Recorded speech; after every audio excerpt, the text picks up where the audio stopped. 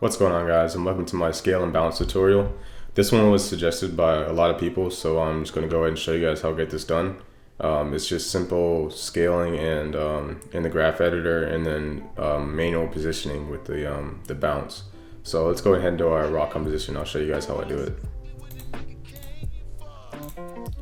Alright, so here we are in the raw comp with nothing going on. First thing I'm going to do is just scale them. So let's go ahead and tap S, and let's go to the beginning of this clip and tap I to do that. And then this keyframe, scale there, and then tap O to go to the end. And then scale it up to about 170, should be fine. And then F9 to ease these. And then change the graph to where it's fast at the end and slow at the beginning.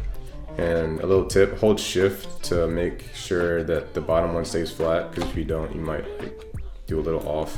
So to be a little LCD, just hold shift. So then the next clip, it's gonna be the opposite. We're gonna scale, it's gonna be big and then get smaller.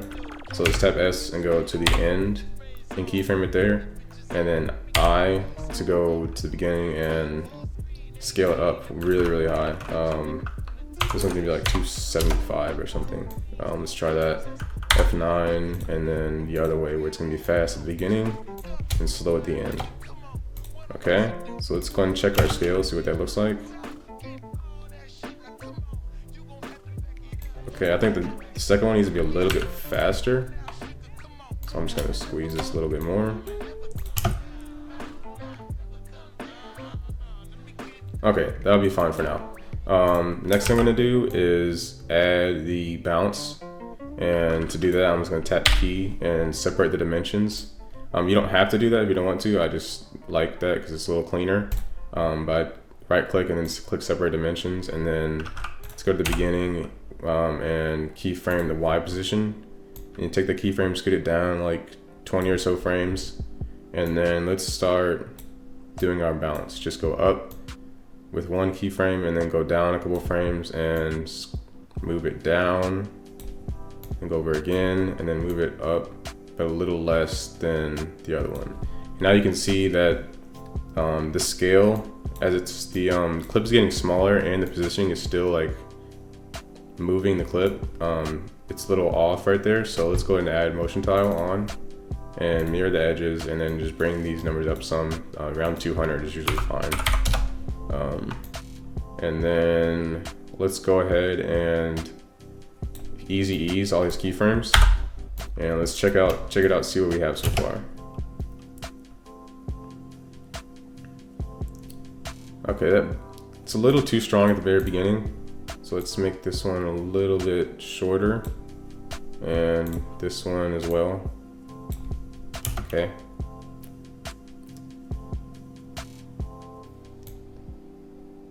And this one's going too far. There it is. Okay, so then the last thing I would do is just go ahead and blur the clips. And usually before I blur, I make sure there's motion tile on all the clips. So same thing here, just over 200. And then let's go ahead and go to effects, blur, and then Gaussian blur is the one I use now. Keyframe it, tap U to bring up the keyframes, tap O to go to the beginning, and bring that number up to about 55 is fine. And then let's go to our next clip, tap I, and then Control Alt Shift E to add the same effect.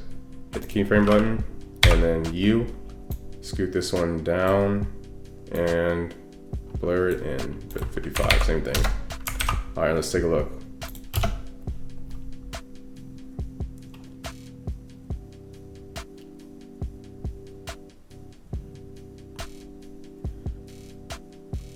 All right, this one's blurring in a little bit too early, so I'm just gonna scoot this over, but that's really all there is to it. Just kind of mess with those numbers however you like it. Depending on what clip you use, the numbers are going to be different. But yeah, that's really all I have for this tutorial.